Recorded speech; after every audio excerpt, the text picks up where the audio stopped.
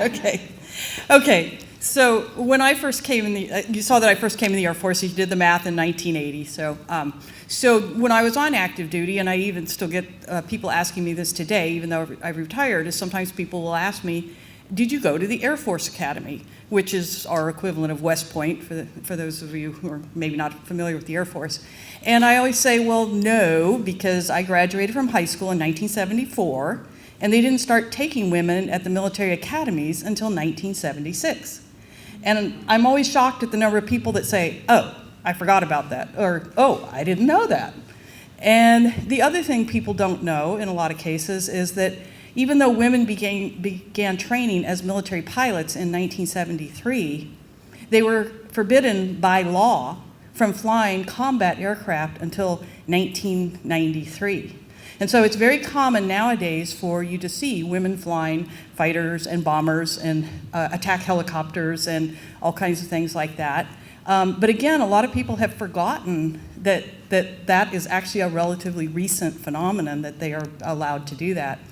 And so there's a lot of books out by memoirs of women who have recently flown fighter airplanes. There's also a lot of books that have been written about a group of women called the WASP, which I'll talk about in a few more minutes, from World War II.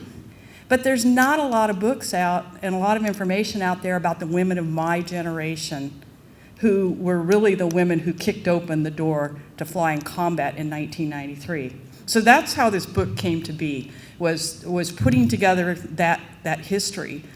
So you say, well, what's that got to do with Roosevelt and World War II? Well, the book has to start somewhere. And it could start 2,000 years ago. Women have been part of warfare forever. You could start in 1776 with the Revolutionary War. There's lots of places you can start. But I finally decided to start in World War II, because that is when women finally got a full presence in the military as full-blown members of the military. And not just as nurses. There were a few reservists in World War I, but for the most part, women didn't gain really a foothold in the military until World War II. So I felt like that was a good place to start. So I'm just going to read you the first couple of pages here first from the book, and then go into a little bit more discussion about the role of Eleanor Roosevelt and some of the other things that happened during that time period. So the title of the chapter is "We Need Women, We Don't Need Women," and it's about the 1940s. Jacqueline Cochran waited impatiently in her New York City apartment while a group of men in Canada debated her fate. It was June 1941, and she hoped to ferry an American bomber aircraft across the Atlantic and deliver it to the Royal Air Force. The blonde aviatrix, considered the queen of aviation in the United States, was renowned for daredevil record-breaking flights and her cosmetics business, activities that might seem incompatible. But Cochran, who believed that women were just as good at flying airplanes as men, also believed it was a woman's duty to be as presentable as her circumstances of time and purse permit. Her own time available might only be a few minutes to comb her hair and daub on fresh lipstick at the end of an 11-hour flight. But Cochran always appeared before the cameras looking as if she had just stepped out of a beauty salon. Except for her fingernails, she never wore polish to avoid attracting attention to her masculine-appearing hands. Cochran had done everything possible to prepare for the transatlantic flight. She had no experience flying heavy, multi-engine aircraft like the bomber. She had accomplished her aviation feats over the past decade in small, nimble racers. So she'd headed to Floyd Bennett Field on Long Island for several hours of instruction in a Lockheed Lodestar. She then flew to St. Hubert Airport, which I probably just pronounced wrong, about 45 minutes from Montreal, home to the Atlantic Ferry Organization, or ATFARO. There she trained on the bomber she planned to ferry, a Lockheed Hudson. She passed all her check rides or practical tests, although she had some trouble grasping a handbrake used on the ground. Given her difficulty with the brake, ATFARO officials decided she would fly the bomber as a first officer. She could take the controls once airborne, but the other male pilot would take off and land. Cochran wasn't happy, but there was nothing she could do. Many ATFARO pilots opposed the flight. About 50 of them formed a band of objectors and called a meeting to discuss the problem. Cochran's husband, Floyd Odlum, attended to plead her case while she returned to New York. "She's on a publicity stunt," said one pilot. It was true that Cochran had leaped at the chance to be the first woman to fly a bomber across the Atlantic, but it wasn't her idea. She had been at a luncheon with Clayton Knight, a World War I aviator who dabbled in all sorts of aviation-related activities, such as illustrating the Ace Drummond comic strip written by World War I ace Eddie Rickenbacker. Knight was recruiting U.S. pilots for at Faro. During the luncheon, he asked Cochran, "Why don't you do some of this flying to England yourself to help dramatize the need? The publicity might help." As Odlum dismissed the publicity concerns, another pilot said, "She'll belittle the rest of us who have been involved in this dangerous work. This isn't women's work, it's for men." This opinion was really a fear that if a woman could do the job, it wasn't all that dangerous. There was a small possibility the Germans might try to shoot down Cochran, but that was a risk she was willing to take. Yet another pilot hit the bottom line. Putting a woman into the cockpit of a bomber for ferrying purposes is taking bread out of our own mouths. But Cochran was flying one flight, not storming at Faro with a phalanx of women pilots. The last pilot to speak told Floyd, "Taking a woman into our organization will be disruptive. We've disapproved of your wife being here from the very moment the question was raised. We've simply been overruled by higher-ups." But he conceded, "We're not running this organization, and we've no right to issue an ultimatum to anyone, not even Miss Cochran." The last pilot was right. The higher-ups had spoken, and it was time to follow orders. So Cochran did ferry the bomber across the Atlantic, and but the point of all that was also that for another half century, women aviators would hear the same arguments the male pilots made in their battle to keep Cochran out of the bomber. They were just in it for the glamour, combat flying was too dangerous, and they took jobs from men. But most of all, women were disruptive.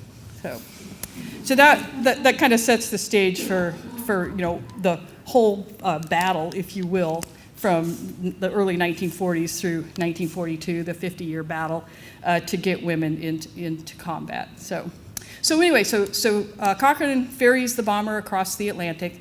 She comes back, and she's living in New York. She gets back to the States, and she's thinking she's going to sleep in until noon in her apartment, and she gets a phone call from FDR. "Meet me in Hyde Park at noon for lunch." So, yeah.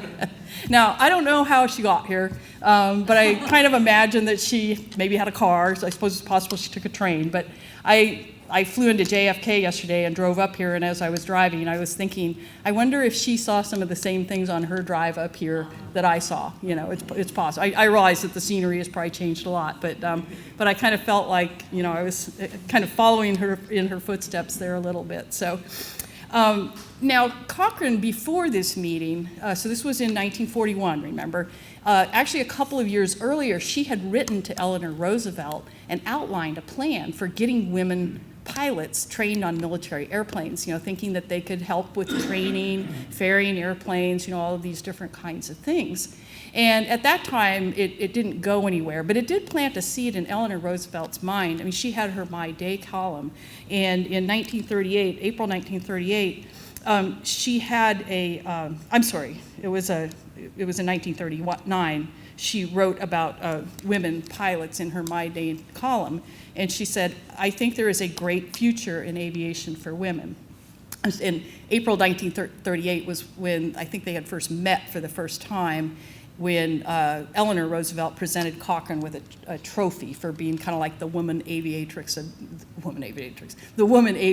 aviatrix of the year in the United States. So these two already knew each other. And Cochran had a lot of influence because she was married to Floyd Odlum, who was a very wealthy man. He was one of the wealthiest men in the country. He was a billionaire.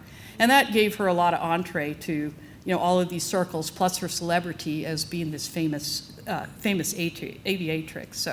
So she, at this lunch, told FDR, "Hey, let's think about, bringing women pilots in." And she had seen some women pilots flying over in the UK, actually. The UK was already using women to ferry aircraft around the country. And so FDR got her an entree to Hap Arnold, who was the general in charge of the Army Air Forces, or what would become the Army Air Forces during World War II.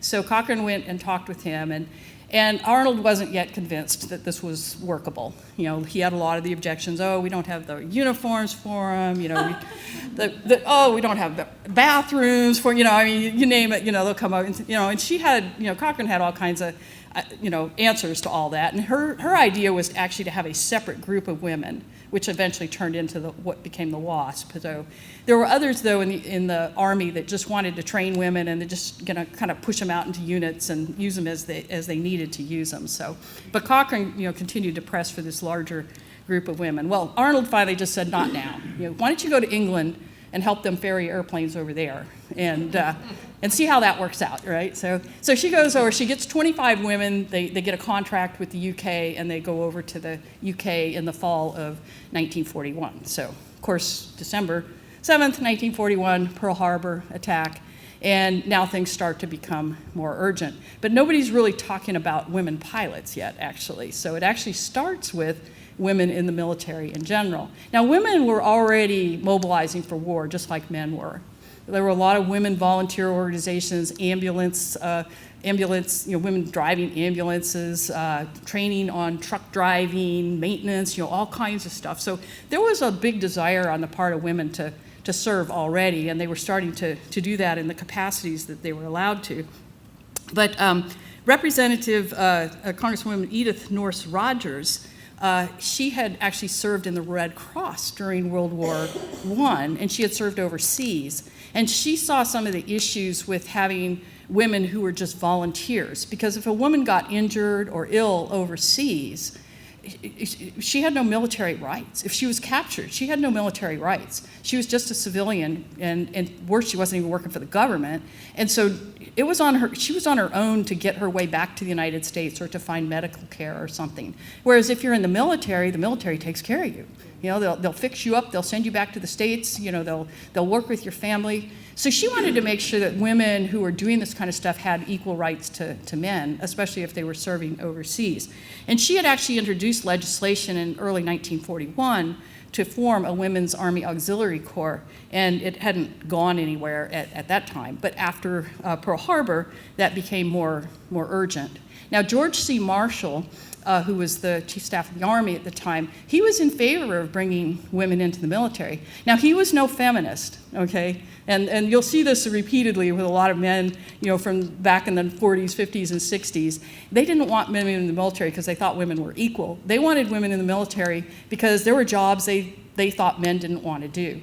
You know, they thought the men all want to be out there in the fight, right? They want to be shooting their guns, and they don't want to be sitting back at home pushing paperwork around. Well, women are really good at doing that. So let's have, you know, so let's bring the women in and let them do the stuff that the guys don't want to do. So, but there was a lot of support within the military circles actually to bring women in to fulfill those roles. So, obviously there was a lot of wrangling in the House and the Senate. You know, a lot of people testifying, you know, I can't believe we're letting women come into the military. What are we doing to the manhood in our country? You know, all these kinds of things. But eventually, the bill passed on the 12th of May, 1942, and FDR signed the bill into signed the bill into law a couple of days later. Now, there were some problems with this bill. It was still an auxiliary. The women did not have full military rights. And there were all kinds of limitations on what the women could do, but at least it was a start. There was a little bit of a kerfuffle before they actually got started over Oveta Culp Hobby, who was married to William Hobby, who was former governor of Texas, and so there were some concerns among the African American community that a Southern woman, was not going to treat women of color fairly in this WAC. And so Edgar G. Brown of the National Negro Council actually wrote to Roosevelt, to FDR, and said, hey, you need to veto this bill, you know, because we're not happy with the way the leadership of this organization is going. So, but Eleanor Roosevelt, surprisingly, she actually stepped in, and at a press conference, she said that, you know, I think this is going to be okay. You know, my husband signed Executive Order 8802, which is going to ensure that your black women are going to be treated fairly. So, and that executive order was, there shall be no discrimination in the employment of workers in defense industries or government because of race, creed, color, or national origin. Now, you notice it doesn't say anything about segregation. The military was still segregated until after World War II. So, but it did demand equality. So Yvette Hobby gets sworn in the next day on the 15th, and 15th of June, and she announced at that time that 40 of the first 400 recruits, who were all going to be officers, by the way, not your enlisted, would be black. And at that point, the African American community was, they believed that they were going to be treated fairly, and so everything just sort of settled down at that point. Now, I do want to just deviate just a second here and just say that there is a fascinating history of African women in World War II that I think just is begging to be mined. And I think there's a lot of stories out there. There are a couple of good books about that out there on the market, but I think there's just a ton of material that is just waiting to be mined and to be written about. So, and I hope somebody does that someday. So Eleanor Roosevelt, though, she was actually very interested in what the women were doing throughout the war. And she didn't just advocate for them. I mean, she often visited their training facilities. She wrote about them quite frequently in her My Day column. And so she kind of kept her eye on everything that was going on with them. And she was a big champion for them and what they did throughout the war. Now, one of the things that happened was we were starting to see a lot of issues because of their women's auxiliary status. There was also, as you can imagine, a large number of people in the U.S., not just military people, but people in the U.S. that did not support women being in the military, and some things started to happen. So let me just briefly read another section.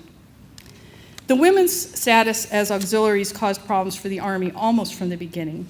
Commanders in Europe clamored for women, but because they lacked benefits and protections, the Army limited them to duty in North Africa, which was considered relatively safe. To allow women to serve in Europe, both the House and Senate introduced bills in January 1943 to make the women full Army members. Not long after the bills were introduced, rumors and innuendo about promiscuity began flying. One story had 26 women being sent home from North Africa for pregnancy.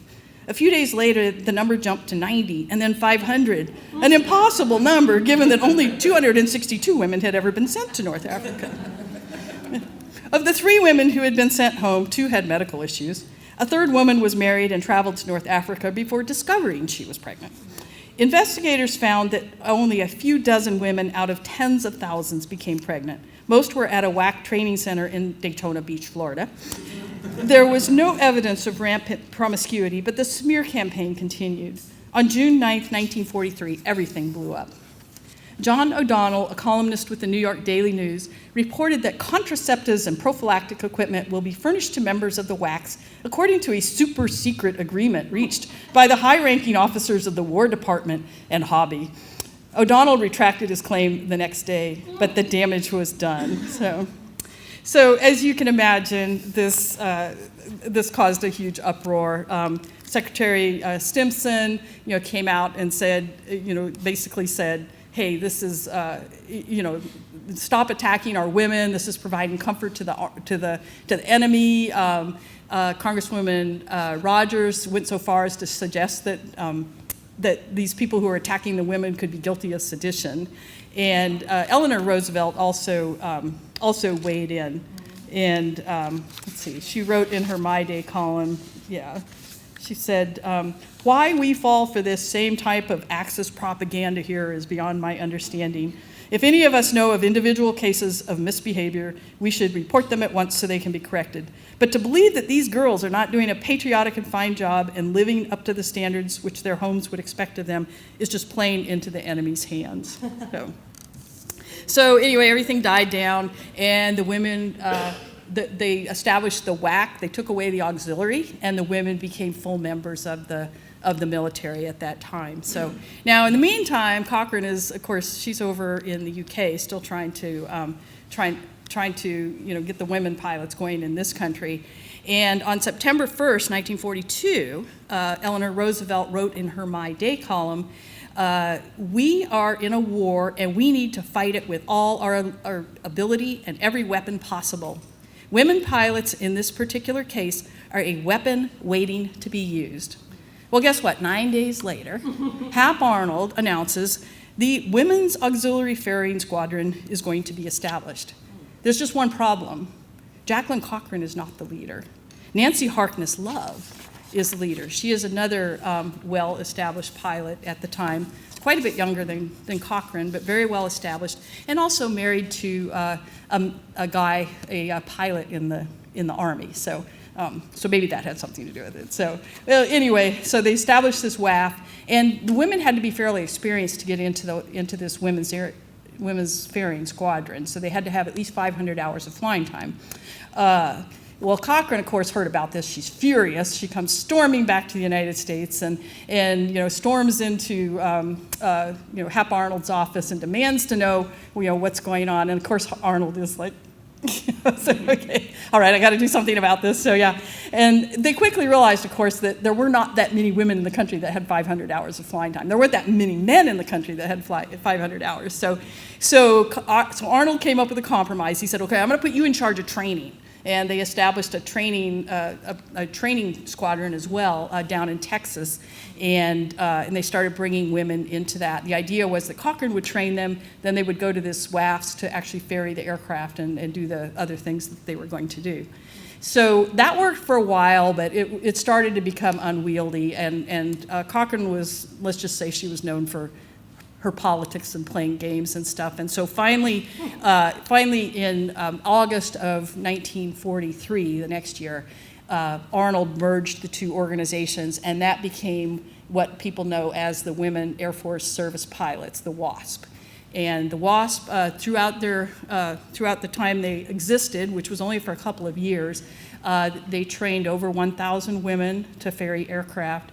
38 women died in accidents, so this was not a particularly safe occupation for people who weren't actually at the front lines. And they proved that they could fly military aircraft. Now, they were never actually in the military. These women were always civilians, and that was done for expediency rather than go back to Congress and try to get yet another bill passed. They were just brought in as civilians. At one point in 1944, there was a push to get these women militarized, but for various reasons, a lot of politics and stuff, they were disbanded instead. And some of that was for a good reason, because the Army Air Forces were not losing as many pilots overseas as they had expected to. The attrition was lower. So the good news story, we're not losing as many men. But the downside of that was that, well, we don't need these women anymore. And this is what was going to happen after World War II, is all of the women that had come into the military expected to be sent home, because Congress had only passed this to be good for up to 6 months after the end of the war. So the end of the war rolls around, and you've got these tens of thousands, 100,000 women that have been serving in the military, and just like the men, they're all sent home. Except in the case of the women, all of them expect to be sent home. The men, they're going to keep some around, obviously, because we need to have a standing military. But fortunately, the military leadership, the generals, they liked what they saw with the women. They said, we need to keep some of these women around. They're very useful. They tend to be, they cause less trouble than the men. They're usually, because we have higher standards for them, they come in with higher scores. More of them are high school graduates or even college graduates. There's good reasons to keep them around. So eventually legislation passed in 1948 that allowed women that created a full-time permanent presence for women in the military. So now, this was not the most perfect act in the world, though, because as part of this legislation, this was also where they introduced a law that said women will not fly in aircraft that engage the enemy in combat, and they will not serve on combat ships. And so initially, that wasn't that big of a deal, because women were no longer trained as pilots. The women who were in the WASP were all commissioned into the reserves, but they were not allowed to fly anymore. And if they wanted to come on active duty and serve, they had to be like intel officers or some sort of intelligence officers or some sort of other support function. So it wasn't until 1973 that women started training as pilots that were actually in the military. So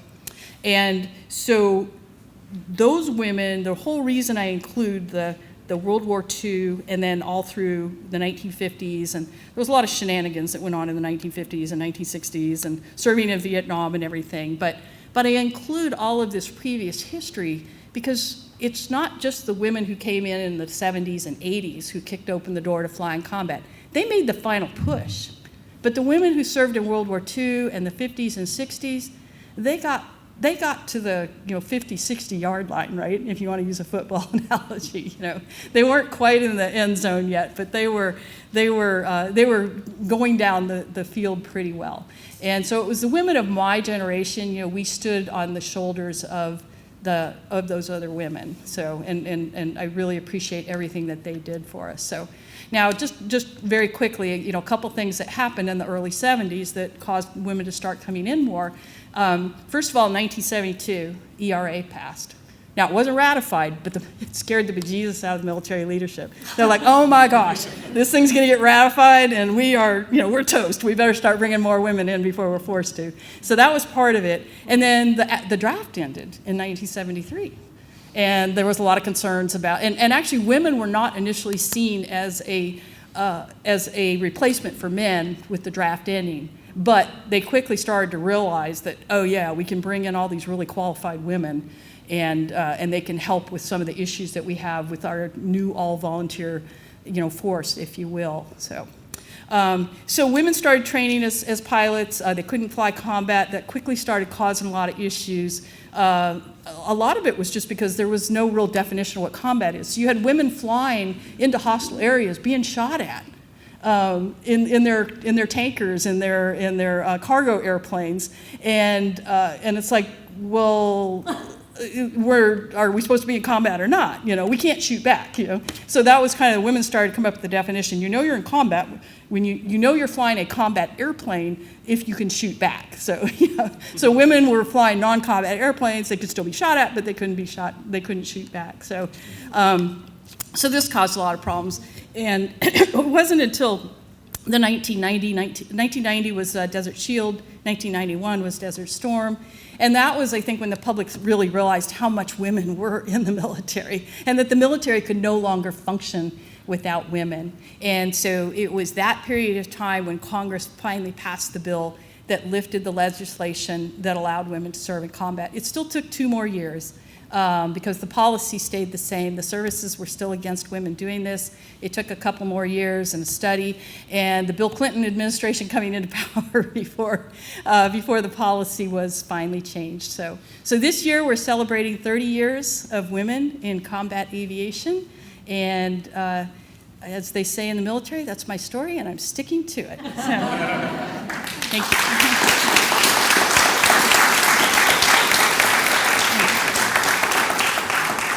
Yeah, over here. Look at Mrs. Roosevelt's role. How would you compare this to the Tuskegee Airmen situation? So it actually has a lot of parallels. So I think the one difference was that the Tuskegee Airmen were not disbanded at the end of the war because they were men. So and then when the services integrated fully in 1947, the Tuskegee Airmen became part of the non-segregated units. Now there were still a lot of issues with integration after that. Yeah, don't get me wrong. So, but I would say even though there's some analogies and some parallels, they're not exactly the same. So yeah. So, yeah. Well, a common factor was Eleanor Roosevelt, who supported Yes. the Tuskegee Yes. Airmen Yes. to So. experiment to train them as he supported women in the military. Yes. So that's a very nice example. Yeah. She supported. Yeah. It wasn't just women. It was your African American community. It was all of that she supported. So yeah. So yeah. So. Comments on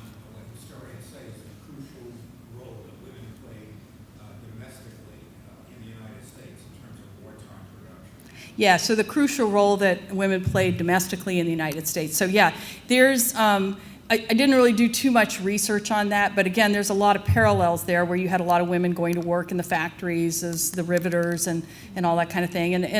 And you know, that was actually some of what started the women's movement, actually, was that women, you know, women saw that, hey, I can go and get a good job that pays well, you know, but at the end of the war, just like the women who were in the military were all sent home, these women were, for almost all of them, were sent home. So those 1,000 women who trained as military pilots or trained to fly military airplanes, only a handful of them were able to find employment as pilots after the war because they were discriminated against. So I think there are a lot of parallels there. And when you add in the whole number of women who, I don't even know what the number is, but the total number of women who participated in the war in some form, whether it was in a factory, doing volunteer work, you know, in the military, I mean, it was millions and millions of women. They were very, very heavily involved, and then just kind of dismissed at the end of the war. But they'd gotten a taste of this freedom. And you know, it's kind of interesting. I was seeing something just the other day too. They were talking about how during the war, the factories were building daycare centers because they realized that, you know, if we're going to hire these women, they got little kids at home, well, just let them bring the kids to work. What a concept, right? You know, so it seems to me like a lot of the things that we did in World War II as a nation to mobilize and, you know, and fight off this you know, this enemy are things that we should still be doing, you know. And, you know, they worked great, you know, back in World War II. I'm not saying that we could take everything and apply it perfectly, but when you see a lot of the stuff we did during World War II, you go, why don't we still do that, you know? Yeah. Yes? Thank you so much for this talk. This is great. I have 2 nieces that are in the Navy, and I just can't wait to get home and call them and tell them. So, well, thank you, and many thanks to your nieces who are serving in the Navy. So yeah, appreciate their service. So. I did want to ask, how does it feel to be the first female executive director? Oh. You must feel like Shaft. Yeah. So, how does it feel to be the first female executive director? So, you know, I didn't really even think about it when I took the job, and nobody made a big deal out of it either. And that's one of the things, you know, I've actually been able to fly under the radar for most of my career. So yeah, and so, you know, like I said, I didn't really think about it that much. First of all, because it just seemed like the natural progression in jobs for me, for what I was doing. After I retired from the military and I went and became a government civilian, was not something I had planned to do, but I kind of fell into a job and things kind of went from there. But I'd been going through a progression of jobs, you know, from working at what we call a major command to then working in a couple jobs at the Pentagon. And then this job came open and I just thought, you know, that it's at Edwards Air Force Base. It's like one of the loves of my life, you know, flying. I wouldn't be flying again, obviously, but it just seemed like going home to me almost more than anything. And I wouldn't say I felt any unique pressure from being a woman, being the first woman in the job, because the guy that hired me, he wanted me. I mean, I shouldn't say the guy that hired me. The guy that hired me was a 4-star general. The guy that I worked for, a 2-star general, he wanted me, you know, and when I got out there, he said, I can't believe it took me so long to convince them. They wanted to go do all this other interviewing and make sure the process was fair and everything. He said, I told them, just hire you, you know. And so I knew walking in there that my boss really wanted me, you know. So yeah, he wasn't going, oh, we should hire a woman, you know. I mean, no, it was, she's the one. She's the most qualified person, and I want her here. So yeah, I didn't. You know, to me, it's kind of the crown jewel of my career, I guess you could say. You know, I'm probably going to be retiring next year, and I hope that by being in this job, I guess the one thing I will say, being a woman, I hope by being in this job is that younger women can see that they can make it to the top. So, and we do have several 4-star, you know, women 4-star generals in the military now, and admiral, and you know, I think younger women can now see that they can make it to the top. When I was a young woman, I couldn't see that. I never even met a colonel. I never even met a female colonel until I was a lieutenant colonel. So, I mean, that was how few women we had in the military in those days. Yeah, go ahead. So what So first of all, I'm not a pilot in the military. So I was a flight test engineer, so I flew in the back seat. So a lot of it was just when I first came in the Air Force, after being in the Air Force for a while, I started to realize that if you're going to be in the Air Force, you probably should be flying if you're an officer. You don't have to, and that's changed over the years too. But when I came in back in 1980, there were huge benefits to being a pilot or some kind of aviator in the Air Force, and my eyes weren't good enough to go to pilot training, so I became a flight test engineer instead. I was allowed to do that with the eyesight that I had. So I did become a civilian pilot, though, because I wanted to learn more about what flying was all about. So that was really the main motivation, was I wanted to learn more about it. And once I started doing it, I found I liked it. It's challenging. It's fun. There was just a lot of things that I enjoyed about it, and I've kept it up. So So you didn't start flying until after you went into the Air Force? that's correct. So yeah. Mhm. I flew as a kid because my dad was a pilot, but I didn't really fly myself until I went into the military. Yeah. So yeah. Mhm. What was your favorite aircraft to fly in? What was my favorite aircraft to fly in? So I always have to answer that with two airplanes. The first one is the F-4, which is a fighter airplane, a Vietnam-era fighter plane. It was just a fun plane to fly in. It's very solid. When you're sitting in the back seat of that airplane, you just feel like you can go to war in it. You just feel like you can.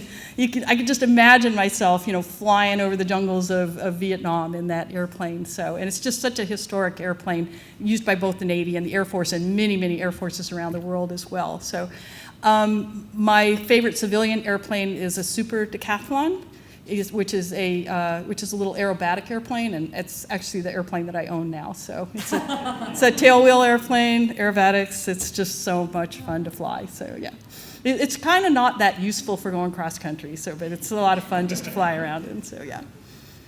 Anybody else? How are we doing on time? Okay. Thank you.